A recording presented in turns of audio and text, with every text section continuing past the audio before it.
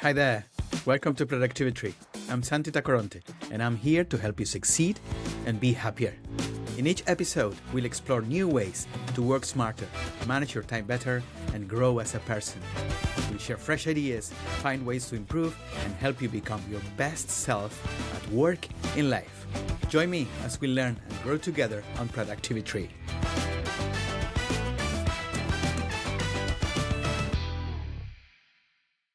Meet Concetta Cucchiarelli, a pioneer in focus strategist and researcher at the intersection of sound, cognition, and human behavior.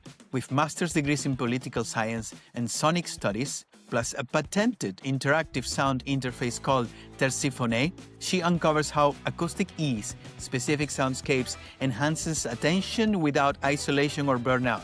Frustrated by traditional productivity hacks that ignore our biology, Concetta created the Sustainable Focus Framework and Focus Gym, teaching connected focus, deep concentration while staying attuned to your body, environment, and relationships. Through workshops, keynotes, and her workbook, she empowers teams and individuals to build personalized, lasting strategies for thriving amid distractions. Join us to learn how to reclaim your attention and elevate your thinking. Concetta, welcome to Productivi-Tree. Thank you, Santiago. It's a pleasure to be here. You argue that the way we pursue deep focus, it's actually making things worse. What do you mean by that? So one of the biggest discovery, let's say, that I did during this 15 years of research is that we are optimizing our focus like by being alone. So trying to cut off all the distractions, like using headphones, like noise canceling headphones. But what I discover is basically that we need to have information from the environment first of all, because we need, in order to be focused, we need to be safe. We need to perceive ourselves safe. And we perceive safe when we are grounded in the environment, and especially when we can predict what can happen. And we cannot predict anything, actually, if we don't have any information from the environment. So this is what I call the horror movie effect. So basically, when they want to generate tension, when they want to generate fear, for example, they start removing all the information, like they really narrow down the frame and they remove the music, they remove the sounds, and you're like, okay, now something is about to happen. And the brain is so quick to jump to that conclusion, because the fact that we don't have information is not natural. Actually, we want to have information so that we can predict what we have to do.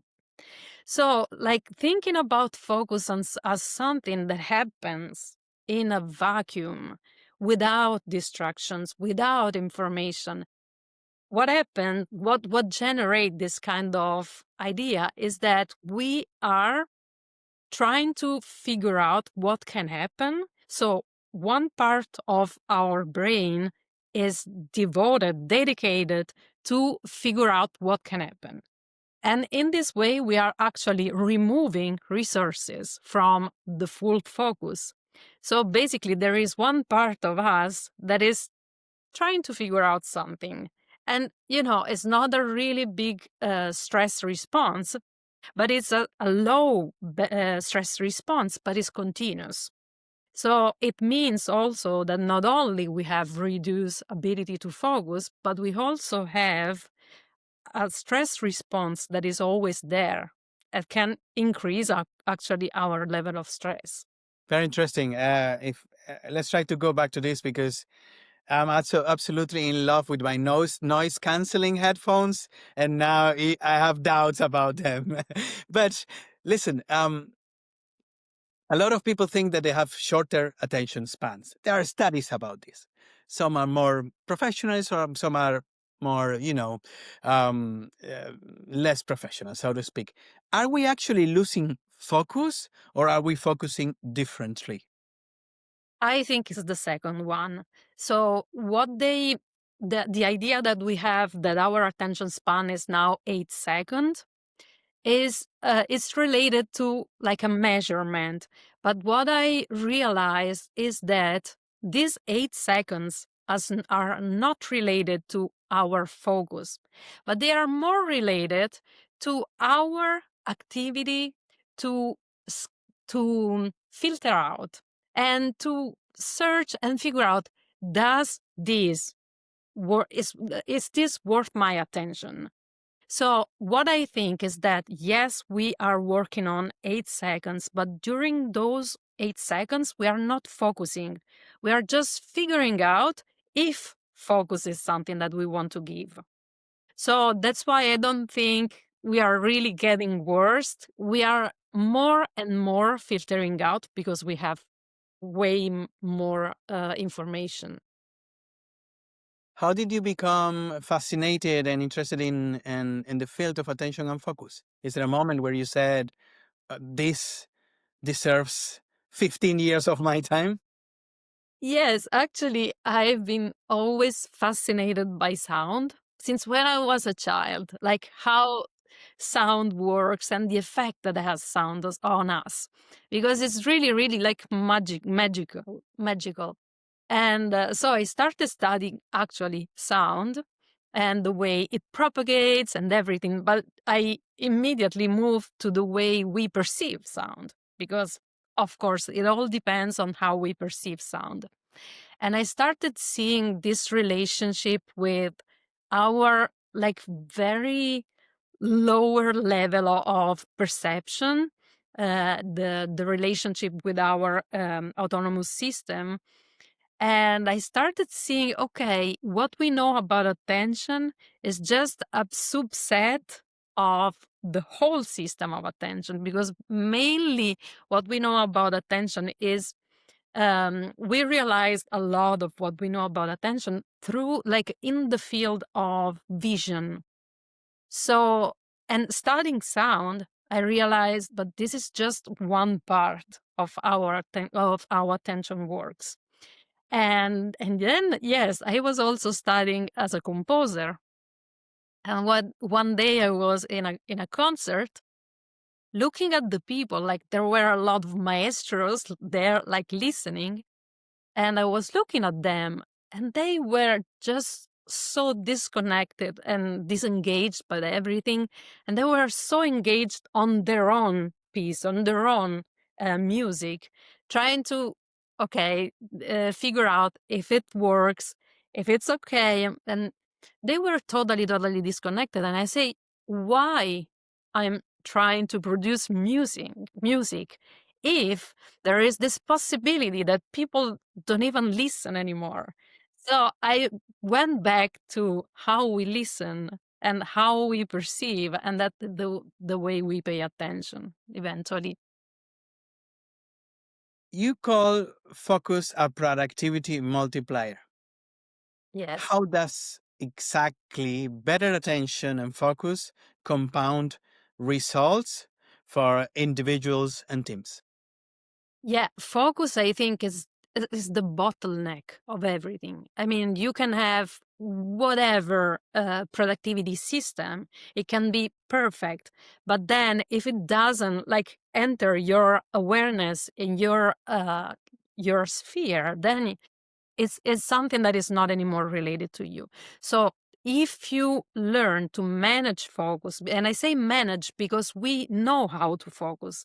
If you think about it, when you just overthink, you are over focusing on something because you're really, really fixated on that.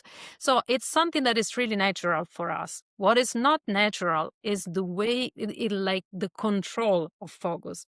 So like master focus and decide where we want to stay and where we don't want to stay.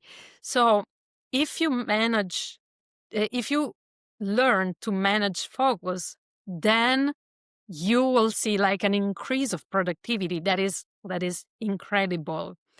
And the main point is that focusing, like, unlike what we tend to think, is not just the active process of focusing. but it's also the rest that you give your brain that is part of the activity. It's like working out and then don't stretch or don't rest. It's very, very important. So I think that in order to increase productivity, first of all, we want to understand, we want to define what is productivity for us, and then learn how to focus and learn the whole process of focus. Then productivity, it comes kind of naturally. Multitasking. It used to be the golden skill. Then the pendulum swung to the other side and, oh no, you shouldn't multitask because that will kill your productivity. Yeah. Where do you stand in the debate? So I tend not to pick always only one side. And of course, it's also a matter of what is the more fashion sometimes. But of course, we know that we cannot multitask in a technical way. So every time we multitask, we are just switching back and forth on to different tasks. And that's one thing. Usually, what I think is that it really depends, because sometimes you have to do a task that is very boring. And sometimes, like in that case, multitasking helps you. Otherwise, it's very, very difficult to go through that task. The fact is that we don't have to, the problem is that when multitasking becomes an habit and you are not able anymore to say, does this serve me? Or I just need to do more than one thing because I cannot do anything else. And because, for example, I cannot just work on one task without having that feeling that I'm losing the time that I could save by doing more than one thing in one time. So it really depends on what you want to do, which task are you doing, and also considering that there are some limitation, like cognitive limitation.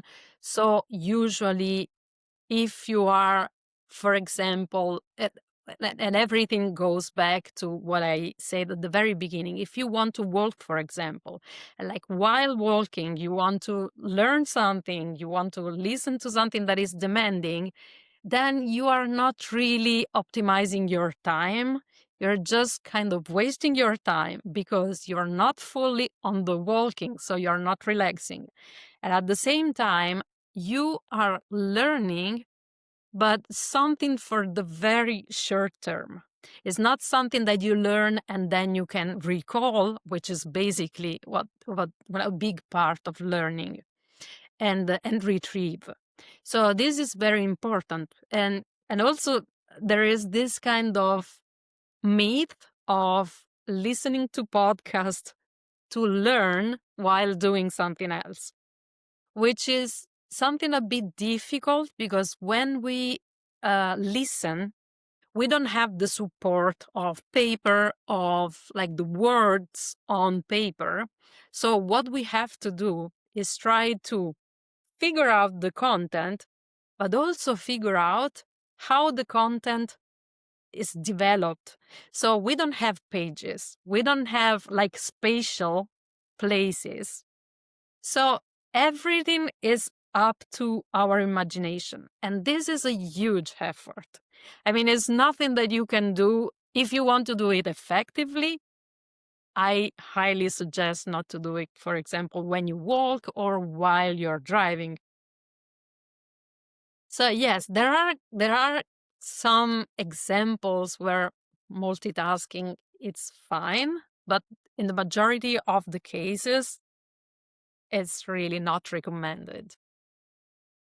Well, Conchetta, you are killing most of my habits today in this interview. What do you But do? I What do do you agree do? with you. It's very hard to listen to podcasts or to audiobooks and do absolutely anything else. I feel I need to sit down and listen and to pay attention to that thing Yeah. if I want It to is. get it. It is difficult because when we listen to something, we are used to have a visual support. Hmm. If you remove the visual support, it's way more difficult for our brain. So we have to do something in the meantime because we are missing a piece.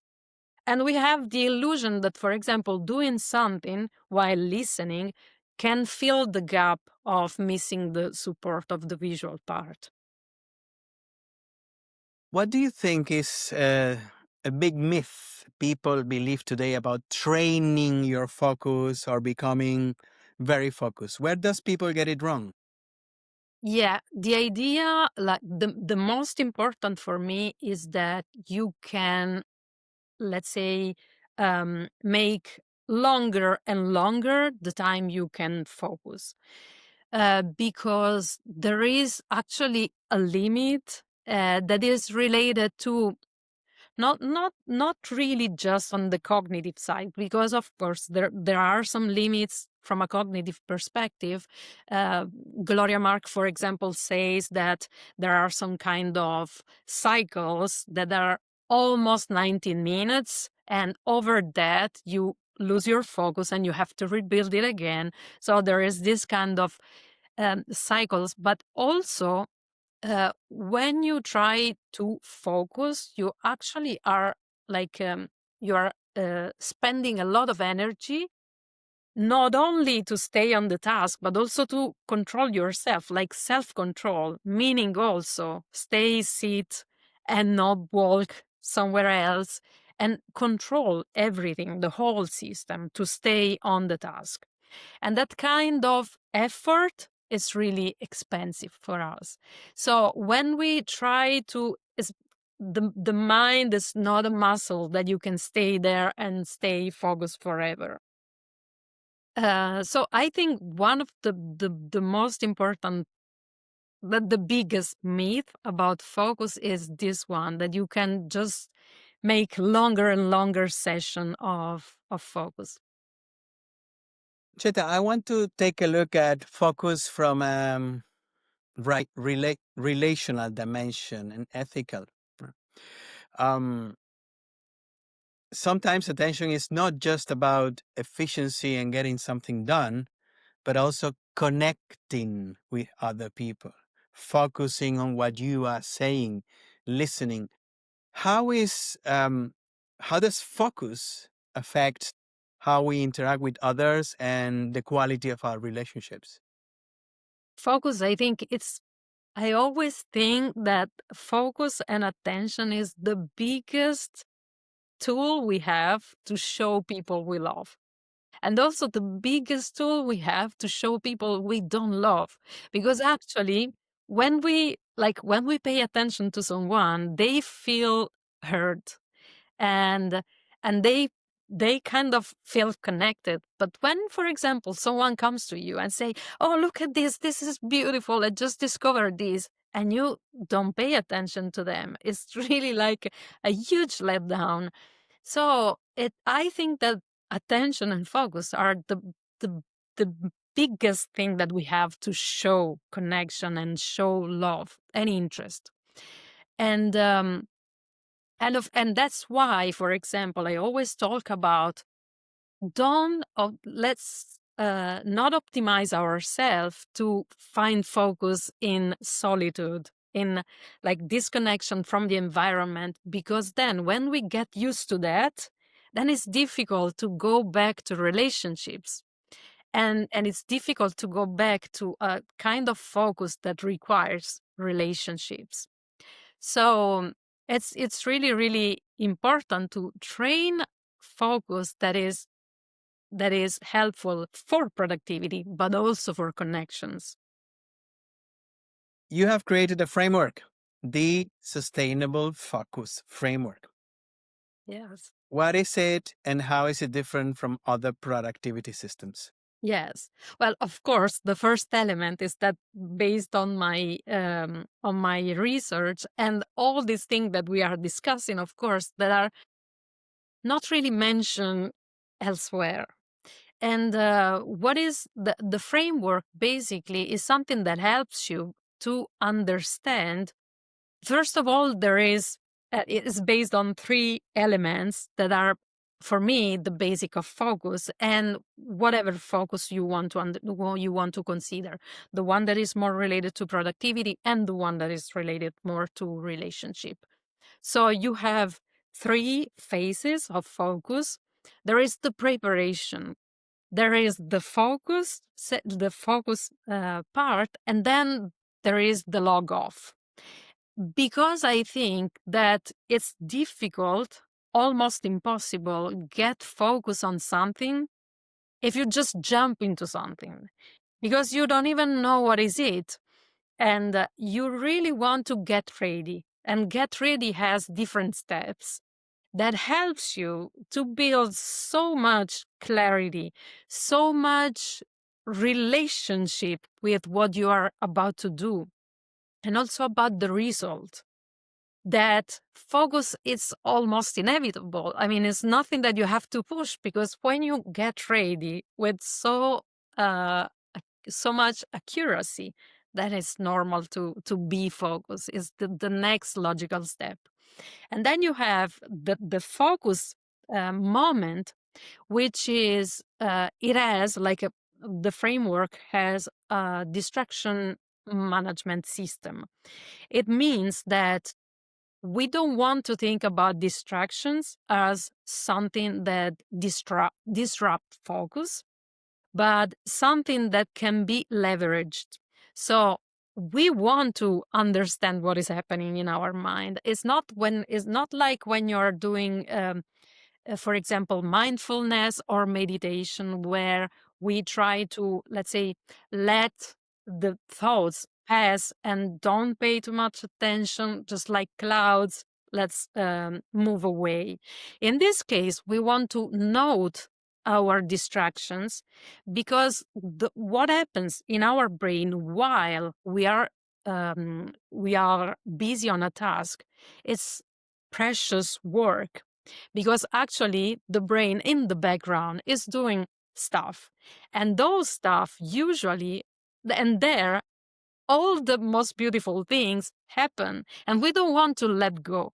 We want to take them and say, okay, this is taken care and it's here, and I want to take it, because otherwise it's like work that you are wasting. And if you start seeing distraction in this way, you are also less frustrated by the fact that you get distracted, and you are less focused, because you start ruminating on your frustrations, and start saying, no, it shouldn't be like this, it shouldn't be like this. So you waste good work. You move your energy to something that is not helping your focus, and that's just lost. So there is this way to capture distractions, and then the log off, which is like a way to close the focus session, because every time we focus on something, we activate a process. And if we don't close the process, then we always have ideas that are keep going. Oh, but I could have done that. I could have changed that. And you really want to give closure, so that you know what you have to do, you know what you have done. You also fix, let's say, anchor also the state of focus of the just finished session, and you can move forward, so that you don't have like things when you are in a meeting and you are start thinking about, you're still thinking about something else, or something that it has to come. So the framework train you to think in terms of a process that you want to start, that you want to stay without running away from distraction, and close, so that everything has its own space. And that's also related to what you were mentioning about productivity, because for example, a lot of times people talk about time boxing, and time boxing is really, really useful. But the point is that if in that time box you don't go through the process, then you risk to jump into the other time box with all the load of the previous one. And also, you want to plan your rest, because otherwise, I always do this example or analogy.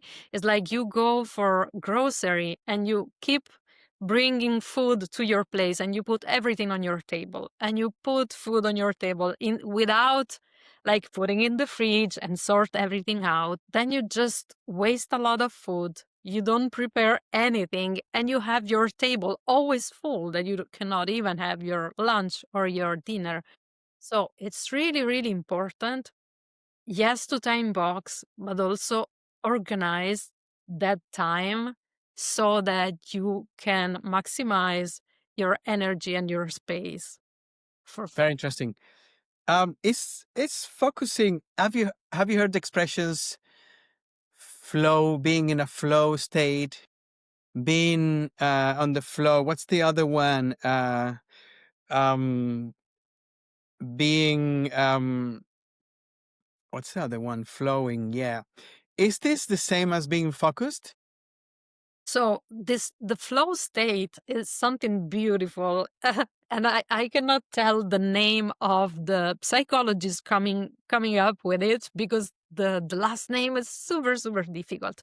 But he discovered this moment. I mean, he managed to describe this moment that every one of us has experienced, which is that moment in which you are so focused on something that you are kind of absorbed, and you don't need to actually push or like with willpower to stay on the task. It's that moment where everything seems to be perfect and aligned so that you can just stay there effortlessly, which is like, well, a lot of people, especially working with focus, they tend to consider the flow state as the ideal the ideal goal. What we want to do is create that kind of focus, which is, of course, is beautiful, and it's something that you can also, with my framework, for example, you can kind of, it's actually the way you generate the flow state, but it's not happening naturally. So, like, it's also actually the reason why I created the framework, so that you can get there easier. Sometimes I missed meetings, Conchetta. I must admit it. I get into doing something. I get so absorbed by it that I completely lose track of time. Is there something as too much focus? Is there a way to control that? It is, but yeah, I mean, I wouldn't be so worried about it, because of course we have a lot of things to do during our day. So for me, it's very normal to use alarms. That's the that's the best thing to do. And of course, a lot of people said, yeah, I cannot remember things, I forget meetings. And I always said, we are dealing with so much information, so much things happening around us, that we really want to leverage at least alarms and notes, because we really need to uh, mm, leverage also tools that are not in our mind, so that we can rely on it and stay focused. But actually, that what you mentioned is also part of, like, one of the reasons why in my framework there is a logging off. So you want to set a time, and you want to also set the logging off, so that you will be just on time for the next thing. And usually when we forget this is because we get absorbed. And luckily, it's something that we are interested, maybe. But of course, we want to also stay kind of aware of what we have to do, and also other stuff that don't come easily. So an alarm. The alarm will be perfect. Not an alarm, but not an alarm that is part of the notification that you get from the laptop, because that will be lost. Like literally an alarm. Like Mhm. like I have this one that is huge. Let's talk a little bit about the attention economy and kids. There are many parents, and I'm one of them, that think that short form content it's breaking their kids' brain. That kids cannot concentrate anymore because they are literally raised with these 5-second, 10-second clips, 15-second clips. What do you think about it? Should we train our kids differently? So what I think is, like, I also, as I always say, focus is a complex system. So it's not just one element. If you look at your kids, like playing, for example, with a like PlayStation or something like this, like Xbox, they can, but also with like random stuff, they can spend 2 hours, 3 hours, like totally absorbed by some bricks or some things. I don't think they, I mean, there are a lot of elements that usually we don't consider, because when we think about focus, we think just from a cognitive perspective. But actually, there is also, for example, one huge element is that they, and it's also related to attention economy, is that they don't have anymore something that is scarce. They have everything available. So when you, for example, when I was a child, like cartoons were in TV just at 4 o'clock in the afternoon. And if you missed that, you were like, that was missed for the whole day. When you have everything available, automatically you remove the value and also the urgency and also the value that you give to that.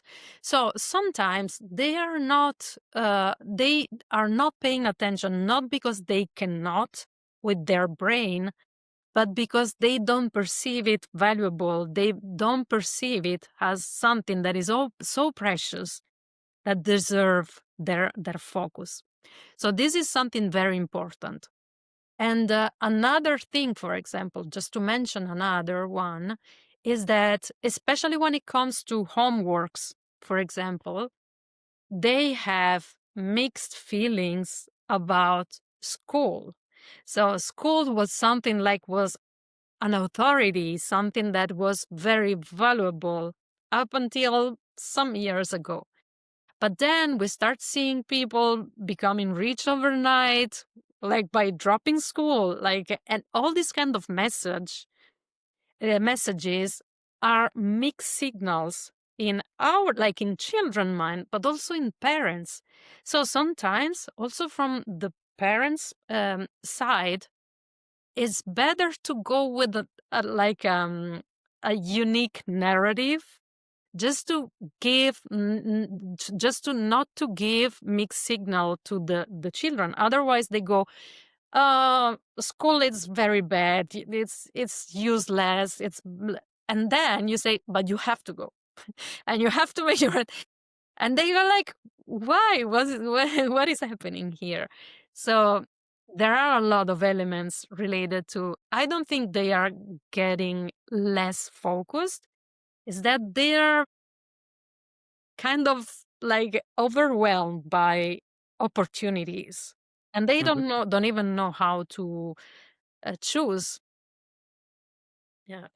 So by now, I think we have established that attention is scarce. How can people protect their attention in a world that is bombarding them with, hey, pay attention to me, look at this notification, read this message, hey, here's an email, here's an offer. How can you protect your focus? Yeah. So the how you protect your focus is not isolating yourself, I guess, I think, but more about filter the information that you are exposed to. And we have way to do this, of course, but like what I think is very important is to like reduce the decision points. The more you go in a place, the more you find yourself like, oh, what I was doing, then you start redeciding and you are exposed to again all the decision, all the information. So I think that one very useful thing is like select your source of information, for example, so that every day you can just go for them. And if you want to go deeper because you have time, or you want to expand. But ideally, you want to go with the idea that less is more. So make more decisions of reducing what you are exposed to. Also, like the thing that you are doing, the book that you are reading, the projects that you have open. And I think that that's more about like accepting that, I mean, you can do just a few things at the time, and that will be the best you can do. Conchetta, let's do a few rapid fire questions. 5 questions, answer in 30 seconds or less. Coffee, music, or silence? What improves focus the most on average? Music, coffee or silence? I will go for music. The right one, because we tend to sync. We cannot sync. We cannot not sync to what we have around. So if you find a good music that is a good pace and not not with your headphones, but through a loudspeaker, that's perfect. Tell us one focus advice that you will erase from Instagram and LinkedIn if you could. Remove distractions. Mm-hmm. We want to have instead an environment that is predictable. So something that you are used to, that you don't have to always react or be alert. What is your personal attention kryptonite? Something that trips you, makes you trip all the time. When I don't know what I'm doing, when I'm not sure about what I'm doing, everything that happens is a huge distraction, and my focus is gone. So the only thing that I can do is being super super clear about what I'm doing. One word that describes what real focus feels like to you. Ah, love. Yes. When you perceive that feeling of love, there is focus, there is attention, there is dedication. So yes. Very nice. Last one micro habit that listeners can start today and that will immediately make their next work session more focused. Get ready. Figure out what is coming, what is starting, what you're going to do, what you're going to jump into. You don't want to jump into things. You just want to visualize it and say, I get to do this thing. And you get ready. Like getting ready is the most important part. Mhm. Let us give one last piece of advice to the audience, Conchetta. For someone that is listening and who feels constantly distracted and cannot get focused, or is even ashamed of not having enough disciplines to, get 20 minutes focused onto something, where could they start? What's the first small steps for them to start changing their attitude or their habits towards focusing? The first thing I think is related to the perception we have of good focus. We have an ideal that a person that is focused, that is able to focus, sit down, doesn't have distraction, keep going for 2 hours, 3 hours. But I always get this piece of this suggestion to people. Every time you say, I cannot do this, this is very difficult for me, my brain doesn't do this, go to someone else and ask, can you do this? And like you'll discover with a lot of like a surprise that no one can do it actually. So there is this ideal, this idea of focus that is not really real. So when you break this idea that you should be something, then a lot of frustration really doesn't come up. Sure that the audience will have many, many, many more questions that we didn't cover in this conversation. How can get people in touch with you? How can they work with you to regain, or develop focus habits? Yes. So, of course, they can connect on LinkedIn, or there is my website that is www.focusgym.co. And there they can find everything. So I created the workbook so if they want to work alone and they want to find their own golden strategy for focus, they can use the workbook. That is this one, and it's called My Focus Gym Workbook. And of course, they can work with me and they will find, of course, like how to on the website. And I also give some group, like boot camp that I give during the year. So the next time, the next one will start mid-January. And that is called Always Focus Gym. Or I work also with team in corporate or in startups, for example, because I really believe that focus, especially in AI era age, it's the bottleneck of everything. Very good. Yes. Conchetta, thank you very much for this very insightful conversation. I'm taking a couple of things away. The first one is that focus is a sneaky thing. It's not always easy to get. And the second one is that if you want to get into the zone in flow, there is ways to get into this by preparing to get focus.